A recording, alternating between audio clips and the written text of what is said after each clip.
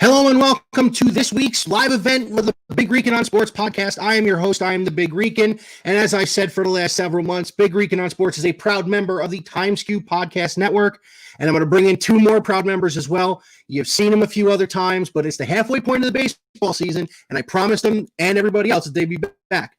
So Alex from Row 7 and Tampa Tones from the Cardboard and Crackerjacks podcast. Gentlemen, we are at the halfway point of this abbreviated season. How are we this evening? Doing good, man. Doing good.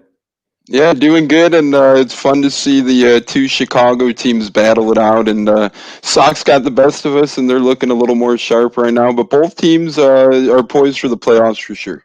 We're not going to talk about interleague Subway Series stuff. We'll just start there. So just building off that, Alex and I were talking about this, Tone, before you hopped on. And the first thing I want to talk about is your guys' impressions so far. So I'm going to start with the New York impression, and that is the Mets are one of those CFs, and this is kid-friendly, so I'm not going to fill that in. The bullpen is terrible. Edwin Diaz should be either deported or sent somewhere else. He's terrible. He couldn't get one out. I mean, it's terrible. But here's the thing that I was talking to Alex about. SNY, who, of course, isn't just a Mets – the Mets may own it, but it's not just a Mets network like Yes is here in New York. They actually do all New York sports, and they did something with stats, and I want to read these to you guys. I want to see if you're surprised by this. The 2020 season, on the right-hand side is Garrett Cole. On the left-hand side is Jacob deGrom. Now, deGrom has pitched 6 less innings because he missed a start. His ERA is 1.8. He has a 1.7 FIP, a 0.83 WHIP, 12.6 strikeouts for 9 innings. He's allowed 2 home runs all year at $137.5 million.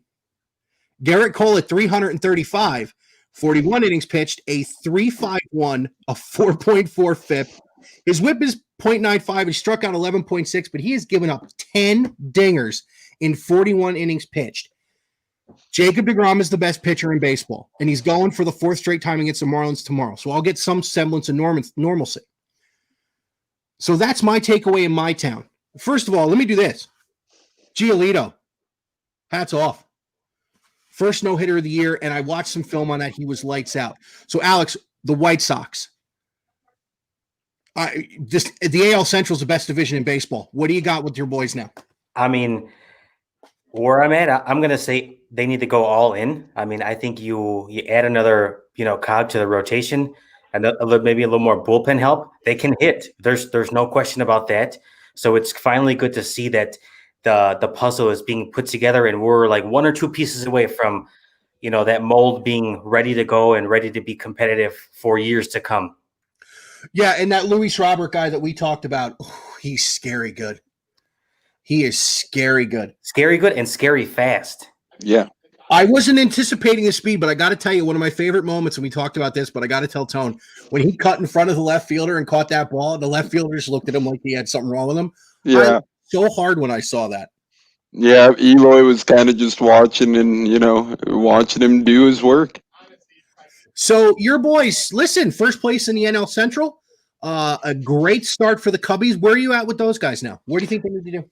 So today we actually acquired Jose Martinez, bench depth bat from the Tampa Bay Rays. That was a little under the radar move. Some people may ask why that the Rays got rid of him. Well, the Rays really didn't have room for Jose Martinez. And if you don't have room for a guy, if you're not going to get him playing time, you might as well try and trade him and get something. So between the Sox getting Dyson and the Cubs getting Jose Martinez, neither team had to break the bank for these guys. And these are 2 veteran depth pieces that should help each respective Chicago team in the playoffs. The Cubs, in retrospect themselves this year, their starting pitching has been a pleasant surprise. A lot of people were down on Darvish, especially coming into this year, even though he had one of the best second halves in baseball last year. And he is continuing to prove haters wrong. Darvish is top 5, if not top 3 pitcher in baseball at this very moment in terms of statistics and a number of statistics. I mean, this guy's stuff is filthy, but their bullpen is going to hinder them. To me, they got to get a bullpen arm if they want to contend.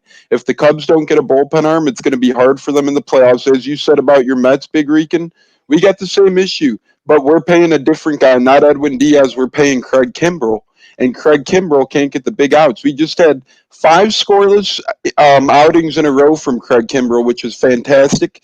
Last night we called upon him to close a game, and he couldn't get the job done. So I would like to see the Cubs add a bullpen guy. Chris Bryant's injured right now. We'll see what he does if he comes back. Our offense has been struggling. It's guys like Kipnis and Hayward that have been doing more of the heavy lifting. So it'll be interesting to see if guys like Baez, Rizzo. Today Happ has been really good too. So hats off to Ian Happ. But it'll be interesting to see if guys like Contreras, Baez, Rizzo, and Chris Bryant, if he does come back, revert to their norms.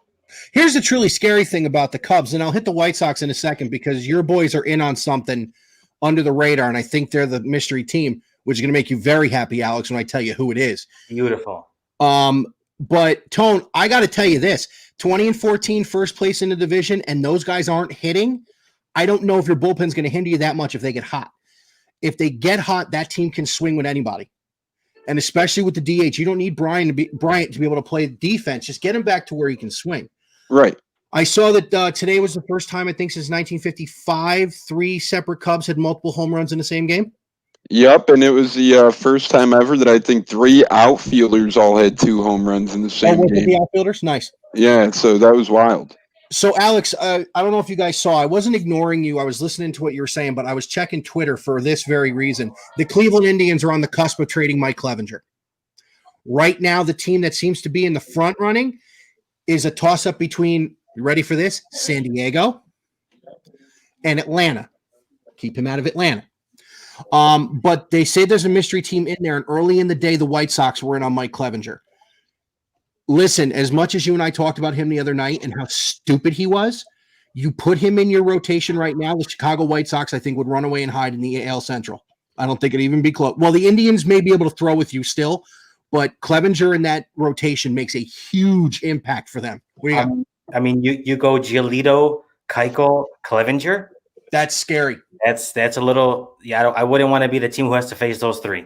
So I'm hopeful. I would love to beat the Padres in something. Obviously, we had to give up Tatis for James Shields. Oh, but yeah, big game James for Fernando Tatis Jr.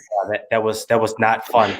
I would like to see, and obviously going back to 2 years ago with Machado.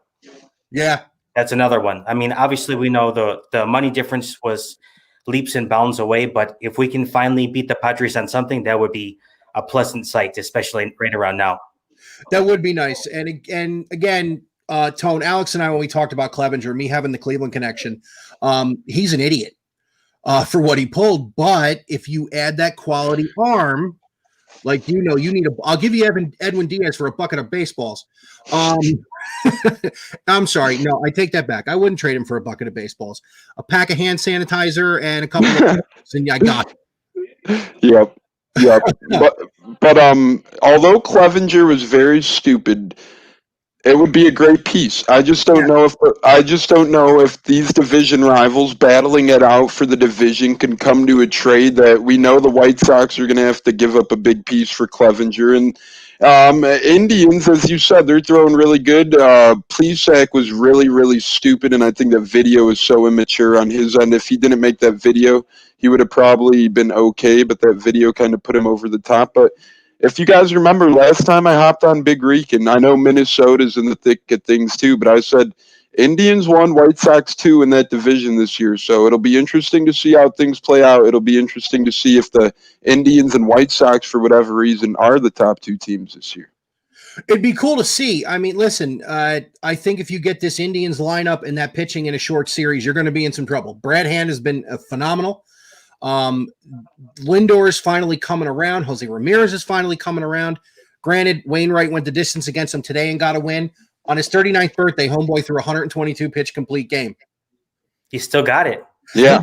He broke my heart 14 years ago, so I can't – maybe the most devastating curveball I've ever seen. Well, I brought up the trade because, hey, we're there. It is the trade deadline as of tomorrow. Wow. So, scary. I said something to Alex before. As you guys have probably heard, the Mets are an imminent sale. The Wilpons will no longer hold control. Billionaire Steve Cohen is going to take over the team. and he is paying an exorbitant amount of money. He's going to bring in his own people. The name I mentioned, Tone, to Alex before you hopped on, I would not be shocked if Trevor Bauer was a New York Met by 4 p.m. tomorrow.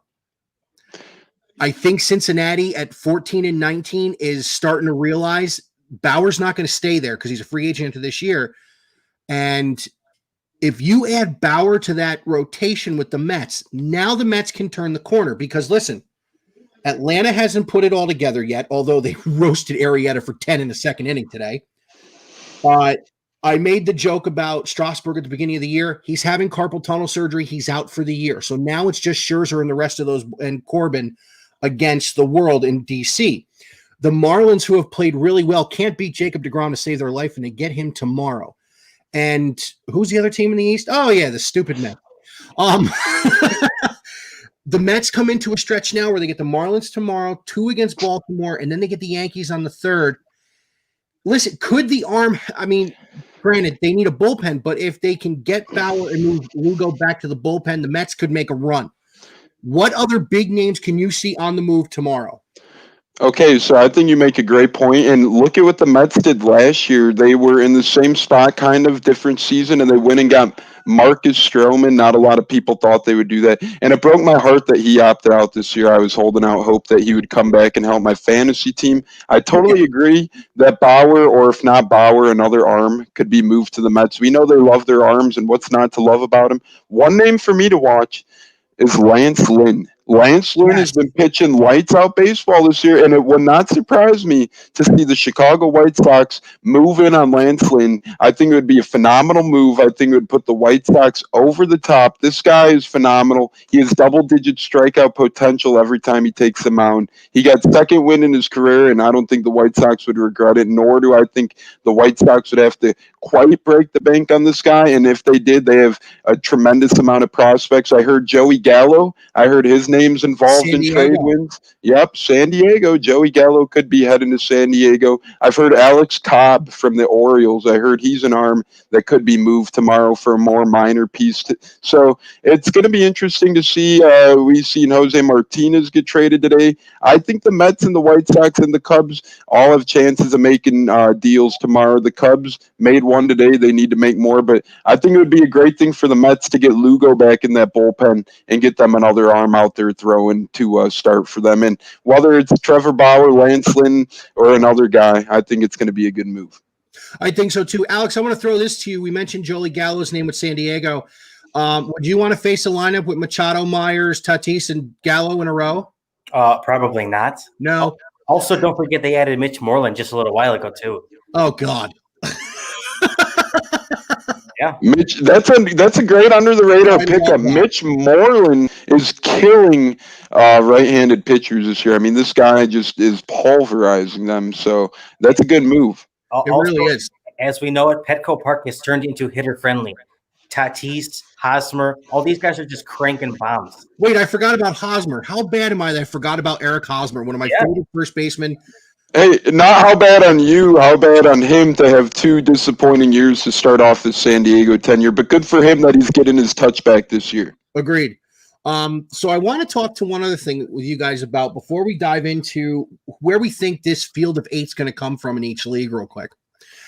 And that's breakout players this year. And I'm going to throw this to Tone after I bring up a name who he adores and is helping his fantasy team every day, and that's Dominic Smith. Oh, yeah.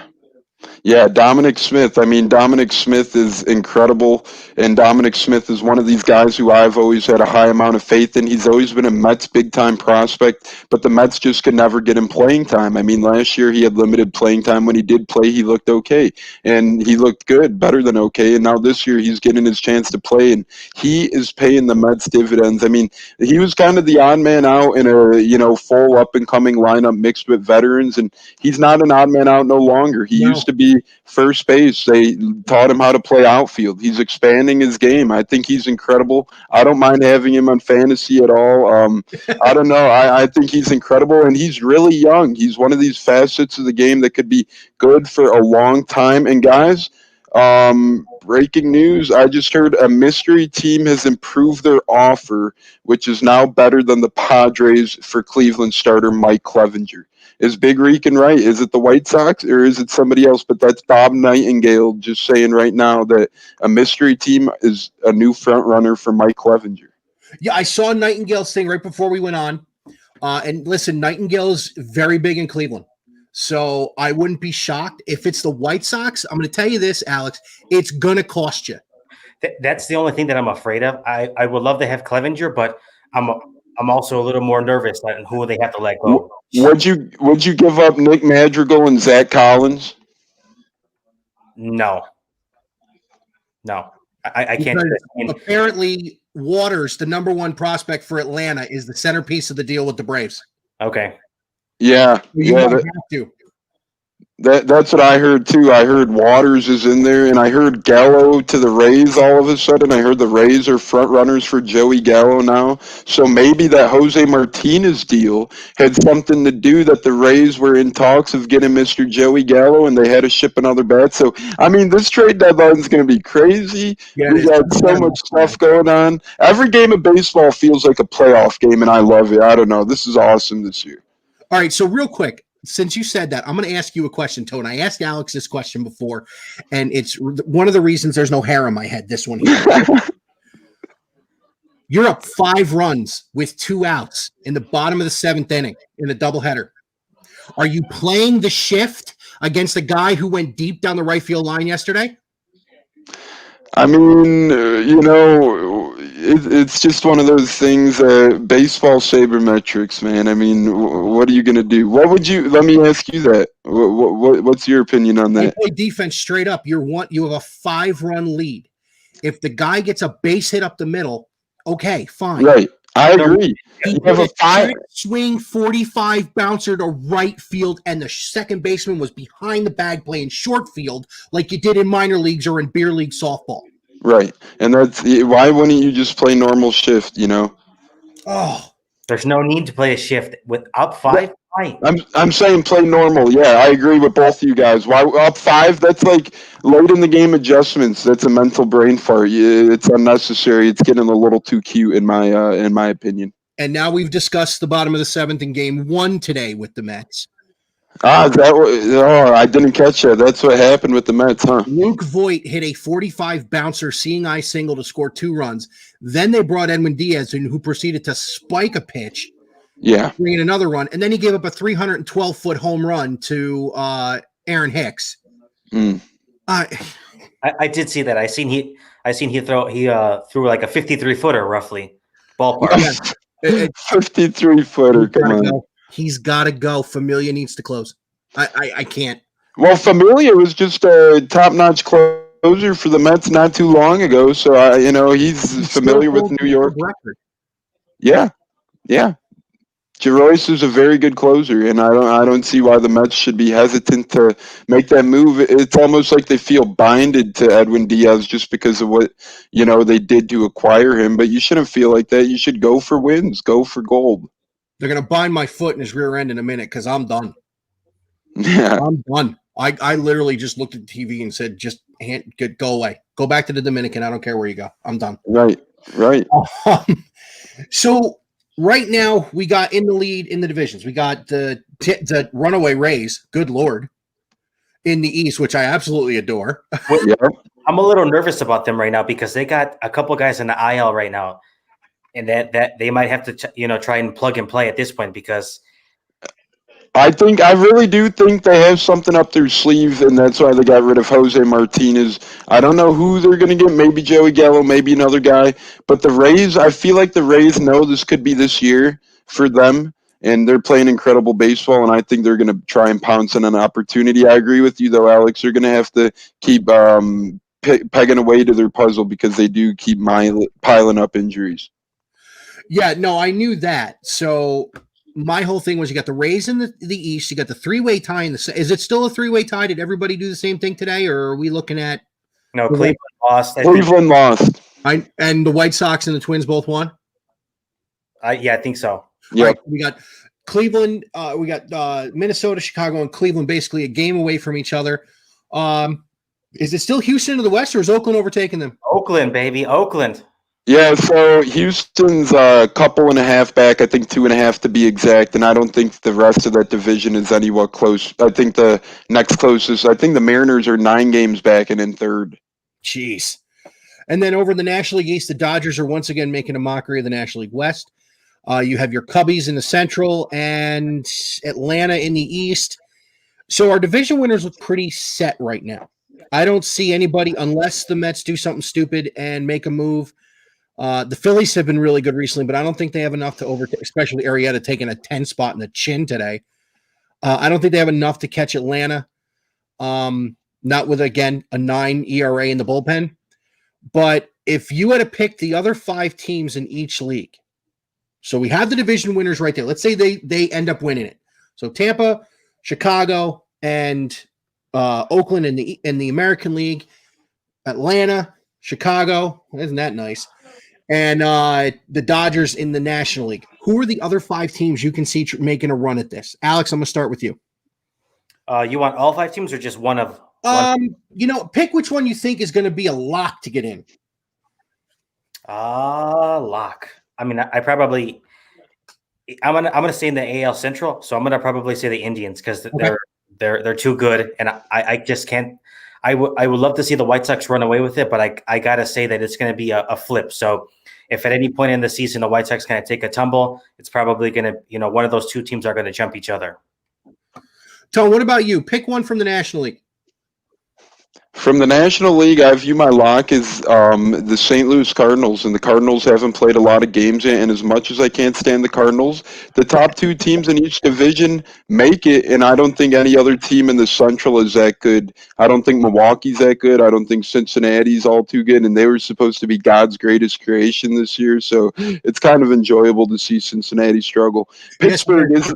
They're the undoubtedly worst team in baseball. I mean, this team's a joke. This team has a bunch of little leaguers that trot out on their field, and Clint Hurdle ran that damn franchise into the ground. Shame on him. Pittsburgh, you're embarrassing. So I think the Cardinals do have it locked in. I think Cardinals will come in second and make the playoffs. And I'm gonna go with one in each league since I'll be the to do both.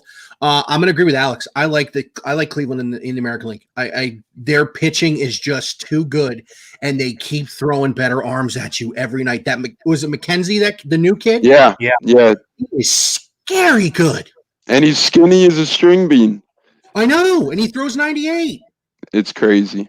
And as much as it pains me to say this, if that kid that pitched tonight against the Mets that made his debut today, is it Area? No. From the Yankees. If the Yankees can keep him in the rotation, the Yankees are going to get in. The problem with the Yankees is twofold. One, I don't think they're going to have Stanton back. No. And 2, they strike out way too much. And now Judge is hurt again too. If he can't be what he was his rookie year or a portion of it, they're in trouble. Yeah. I mean, like every 10 games, he comes back and goes down with another injury. Yep. And it's sad because he's a great player and he's an even better dude. Oh yeah. No doubt about that. I'm just saying he just cannot get away from that injury bug. No, he can't, and it sucks. It really does. Yeah. He's one of the best hitters in baseball when he's healthy, and he's one of the best players. So, as you guys said, a respectable guy, and it's a shame to see one of the top 5 players in baseball go down so often. Yeah, and it's tough. I mean, Stanton's built like a linebacker. Oh wow, Clevenger's putting up pictures of him on the beach in California. Uh-oh. What a goon! What a goon! Like, come on, man. I think this is just like a symbol that he's absolutely checked out of Cleveland. So, and it could spell that he's going west. Yeah, I want him going. And listen, I hope they send him somewhere besides Chicago, San Diego. A little other update right now. Joel Sherman from the New York Post just tweeted, as a way to gain leverage, Indians have told interested clubs they're in first place, love Clevenger's talent, have 2 more years of control on him, and are built on starting pitching. Yet every exec I talk to say Clevenger is a guarantee to be traded. Yeah, Nightingale said this an hour ago. They have requested player physicals from at least 2 teams, but not San Diego. So wow. I'm gonna go out and say the mystery team, maybe the White Sox, because they were in on it earlier. But Atlanta needs pitching, especially with the Soroka injury in that game against the Mets. Just a thought here, and I don't know if this team has any prospects down the pipeline, but where does Oakland play a role in this? Could they be a sleeper team? You know, Billy Beane is a slippery SOB, and he is just ballsy enough to make this deal. If they put Puck and a couple other big-time prospects in a deal, Puck's a good little pitcher, and they got a good amount of, like, Franklin Barreto and a couple other prospects. They can make it work, I feel like Oakland can, for sure. Yeah, with the prospect list that Billy Beane has to bring in because of the way they have to play, yes, he could absolutely make this deal. And with 2 years of control on Clevenger. Here's why I don't think Billy Beane's in on it. He just lost a top prospect to the NFL. In Kyler Murray. Yeah. But if they get an arm to go with Manaea, however you say his name. Manaea. Yeah. Frankly, Montas too. Yeah. Yeah. I mean, tomorrow's going to be so much fun. It's my last day of vacation. The trade deadline's my last day of vacation. You're going to enjoy that. Oh, tomorrow's going to be a great day. Tuesday's going to suck, but tomorrow's going to be a great day. So one last thing about baseball, if you guys had to pick your award winners right now, and that's what all the talking heads are doing. So I figure since we actually seem to know more than the talking heads, let's throw some award names out there. And I'm going to start with my AL MVP, and it's the same guy from last year. It's Mike Trout. Have we paid attention to what he's done since his son was born? Incredible. It's not fair. And then, of course, you have his baseball card selling for $3.5 million. Trout is easily the most overlooked superstar I have ever seen in my life. He is so good. So good. Yeah, he's incredible. And like you said, that baseball card, Vegas Dave set the market. That was something else, too. This guy is just incredible. My AL Cy Young Award winner, I'm going to be a little bit of a homer, and I'm going to take Shane Bieber. I mean, I think he's going to run away with it, honestly. Who has been just, I mean, if you look at what he did last year in the All-Star game, and you look at this year, I want to take you back to 2015 and look at what Jacob deGrom did in the All-Star game that year, striking out the side on 10 pitches. And a couple years later, because of injury, he wins his first Cy Young and his second. Yeah. And the worst part is Shane Bieber has taken away all the Garrett Cole juice the Yankees had because he's that good. Who do you guys like for awards so far? Luis Robert's going to win the Rookie of the Year, by the way. So Luis Robert could very easily win Rookie of the Year. Real quick, I guess just a few guys that I like for awards. I mean, to me, the NL MVP race right now, it seems to be Fernando Tatis's to lose. He's just playing some incredible baseball. I mean, Tatis has 13 homers, 6 steals, 30 RBIs. And to me, Mookie Betts ain't too far behind him, though, for the Dodgers. He's playing some great baseball. He had a 3-home-run game this season as well. So those are 2 incredible players right there. And honestly, for the AL, you got a handful of guys to watch out for. Obviously, Mike Trout. But you can't discredit a few other guys either. Between, I mean, I know he's not going to win it, but one name to watch this year, he has 20-point batting average higher than Mike Trout, the same amount of home runs as Mike Trout, and he's at 4 more stolen bases than Mike Trout. Teoscar Hernandez on the Toronto Blue Jays is playing great baseball. He's hitting .302 with 12 homers, 20 ribbies, 5 steals. He's not going to win MVP, that's for sure, but he's playing hell of a baseball. I do like Mike Trout in the MVP AL race. Me too, and I'm going to go homer in the National League, and if he keeps up what he's doing, Jacob deGrom's going to run away with the Cy Young again because he'll end up being like 4-0 with 9 no decisions because the Met bullpen is just absolutely horrendous.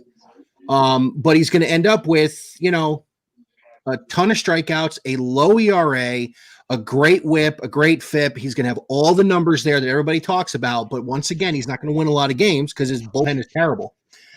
National League MVP, I like Tatis. I like Mookie Betts. I think an under-the-radar guy is Acuna finally woke up. Yeah. He's healthy now. Yeah, but the beginning of the year, I mean, we talked about it with the other night, or previously, how DeGrom was throwing 100 miles an hour, throwing it by him, and you couldn't get a fastball by Acuna last year. Mm-hmm. Well, I don't know if it was the ramp up or what it was. He wasn't on, but now he's starting to come together. And I like DeGrom a lot, and it's part of the Cy Young race, but I'm going to be a homer as well, and I'm going to go Yu Darvish is in the thick of the race. I'm going to go Yu Darvish in the thick of the race because his stats prove it. This year especially, he has a 1.47 ERA and 43 innings pitched, so I think Yu Darvish is right up there with the best of him in the 2020 MLB COVID season. Yeah, Darvish has surprised me. I'm not going to lie. And I've never been high on Darvish, even when he came over, because of the changes. And he never really adjusted well when he was in Texas. But since he's been with the Cubs, and even when he was with the Dodgers a little bit, he pitched in the postseason. He pitched well in the postseason.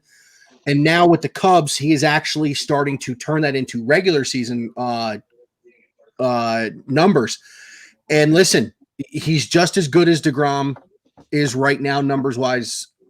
I don't know if his arm's going to fall off. That's my problem. I just feel like he's injury prone.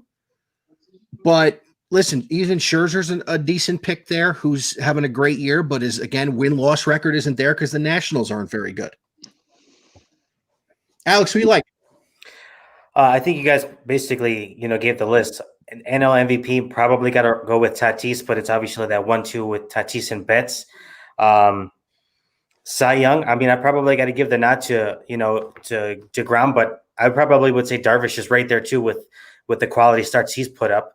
Mm-hmm. I mean, and obviously, I think he's probably been, without a doubt, the Cubs ace, right, Tones? Yeah, undoubtedly he has been the ace by far. American League, I think you're probably right with Bieber, but I mean, I gotta give a little love to my guy Giolito because he's been that damn good this year, at least in my personal opinion. Obviously, throwing the no-hitter a couple of days ago. I guess AL MVP. Who else but Trout? Let's see. Yeah, I mean, there's obviously other good American League players out there, but what Trout does day in and day out on a team like that, where they get basically no love and their record is not good. So no, and the worst part about Trout is that you would think a middle of the lineup with Ohtani, with Pujols, who is still productive at his age, with Trout, and with Anthony Rendon, they'd be better. I mean, it blows my mind that they have not been able to attract pitching to Southern California because it's not a hitter's park. I mean, Trout makes it a hitter's park, but it's really not a hitter's park if you think about it. It plays kind of even. But I'm just shocked they can't get a pitcher there. Yeah, I don't really know what it's going to take. And obviously this year, I don't think they're not going to make any moves because they're not in the hunt. So you'd have to think, are they going to sell anybody to kind of gain another prospect maybe down the road? Artie Moreno's got more money than God. He's not selling anyone. Oh, okay. There it is. So I asked you guys earlier in the week, we're going to shift from baseball now, but I asked you guys earlier in the week, okay, we talked about what's going on in the Big Ten. And since you guys are in the heart of Big Ten country in Illinois, I wanted to get your feeling, and I'll start with mine. They need to play. And I'm going to say it this way. It is such a bad look when the Big Ten commissioner is telling people he doesn't want the teams to play because of health issues. His son's lining up in Mississippi State every day at practice right now. It's a horrible look. There's also been talk that the governor of Michigan has really put a stamp on this to tell them not to play. The joke on Twitter is she doesn't want them to get their ass kicked by Ohio State again. So the Penn State fans laughing.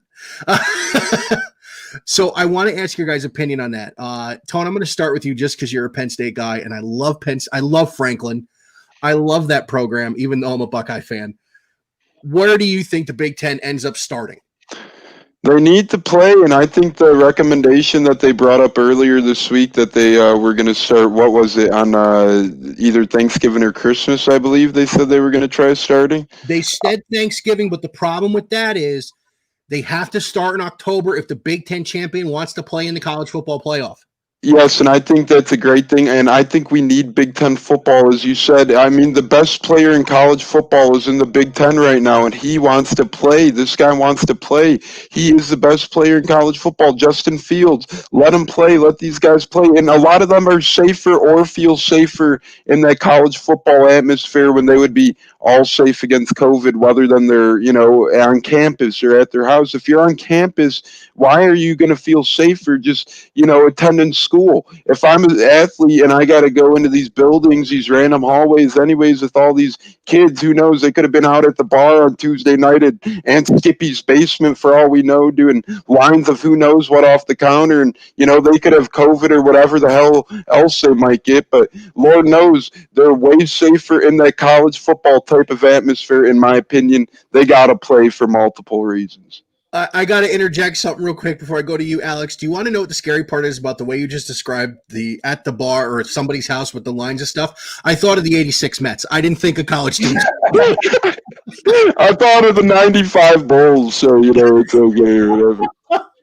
You said that, and my first thought is, oh, my God, he's preaching about Hernandez and them. Holy cow. Sorry. Alex. Yeah, we got to go to you because I'm getting silly. Yeah, no, I mean – I'm just going to go in line with you guys. I 100% think that they should play. You got all these other conferences that are lining up, gearing up, ready to go. Why would you kind of say that Big Ten, don't play when you got the likes of Ohio State, Penn State, U of I, the Hawkeyes, Northwestern? Like, these are teams that people want to see. So It only makes sense. Just, put them in a bubble. Obviously, like Tone said, you keep them safe for that way. Right now, with them going to class, they're getting exposed to who knows what not. You put them in a bubble and you let them play. I agree. And the bubble thing is important because if they start in October, you can have home games. If you start in November, you have to go to Indianapolis. You have to go somewhere that's got a dome to do this. Right. I don't think that's going to work. Everyone descending on Indianapolis in the middle of the winter is not going to be a good thing. Yep. So starting in October will work. That way, if they get listen, not to sound like this, my boys, if they play, are getting in the playoff. They have too much anger and too much coming back to not get in. So am I hoping that that's what happens? Yeah, I want another swipe at Clemson. But at the same time, I get why they want to take their time and figure it out. They pulled the trigger too quick on the season. And now he's getting such flack. He's handled this terribly. Even the last guy who ran the Big Ten wouldn't have screwed this up this bad. But yeah, they need to play. And this is just going back to where we started. This has been a giant mess since all this started, especially with the NFL starts in 2 weeks, guys. Yeah. I'm 2 weeks from watching my boys be an 8.5-point dog in Baltimore. Hey, it's okay. We open his dog in New Orleans, and when we kick their ass, Drew Brees is going to look like the sorry sack of crap he is. Wow. That's wow. You're a Tampa fan, right? Yeah. You love it. You gotta love it. Quarterback. He's so flattering, isn't he? TB12, just Like him. He's a walking human mechanism of how you should. He's a great guy. I like Jameis Winston one way or another. Obviously, when he was with the Bucks, but Tom Brady, we got the best quarterback to ever throw a football. I'm looking forward to that. I've hated Tom Brady for 23 years. As a lot of people have, and it's for multiple reasons. Yeah, Michigan. So, how do you feel about Derek Jeter then? Michigan and the Yankees. I'm sorry, who? Oh, you mean the guy who's running that dumpster fire in Miami and gave the player to the Yankees for nothing? Yeah. The guy who banned Marlon Man from their stadium, pretty much. Yeah, that guy. The guy who kicked Mariah Carey out of bed. Yeah, him. Okay.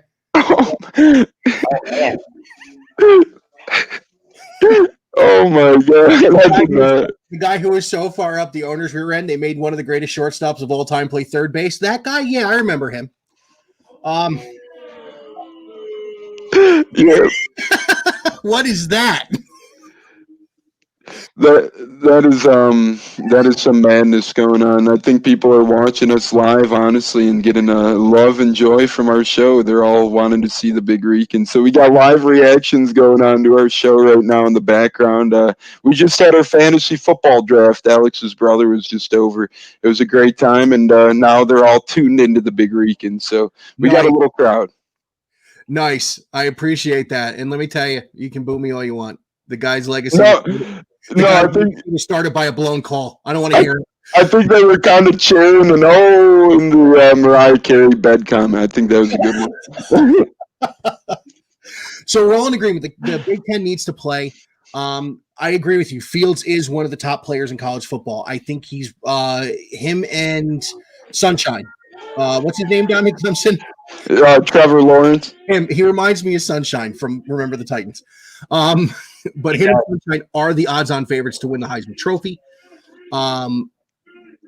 You know, they're chanting Big Rican now. You can't make this up. I love it, man. That's beautiful. I love it. Shout out to you, my friend. You won over their hearts. I don't think they'll ever remember my name again. I hope so. They're like your family and stuff, right? Some of them are, sadly, yeah. Wow. Is Alex's brother still there? No, he's gone. He's gone. He's gone. Okay. So we've had a lot of fun tonight. And I just want to touch on something pretty sad that's happened recently. We lost Black Panther the other day. And have you guys seen 42? Yeah. He also was in the Ernie Davis story. And then, of course, I'm a huge Marvel fan, so this was rough for me. But there is something else that he did that I will take with me forever. And being a Browns fan, I even wrote it on a sticky like Kevin Costner. Vontae Mack, no matter what. That's where I first saw him, believe it or not, because I hadn't seen 42, and I didn't realize who he was in the Ernie Davis movie. But I wanted to just touch on him, especially the legacy in the sports films. He was so good in 42. Oh, he was so good in 42. And his portrayal of, and again, Vontae Mack went to Ohio State, so I'm a little bit biased.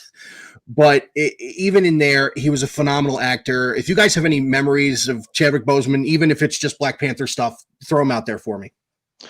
I mean, honestly, Mr. Boseman was obviously a iconic figure for many and a great role model for many, and it's sad that he's gone way too early. Sadly, I wasn't lucky enough to experience a lot of his films. I still got a lot of catching up to do on Mr. Boseman's films. I'm not too familiar with many of them, but I did tune into 42, and I loved 42, and it's so sad, but it's kind of ironic how Jackie Robinson Day fell on the day it did, and it happened to be the day that he left us. So that was kind of ironic, and he's just a great person, and I am very excited to watch more movies. And I know I haven't even watched Black Panther myself yet, so I got a lot of film watching to do, and I'm excited to watch some of these films. I don't get to watch many films, so I'm looking forward to watching it. And rest in peace to a guy we lost too soon. It's incredible that this guy did all this work for all these charities, hospitals, organizations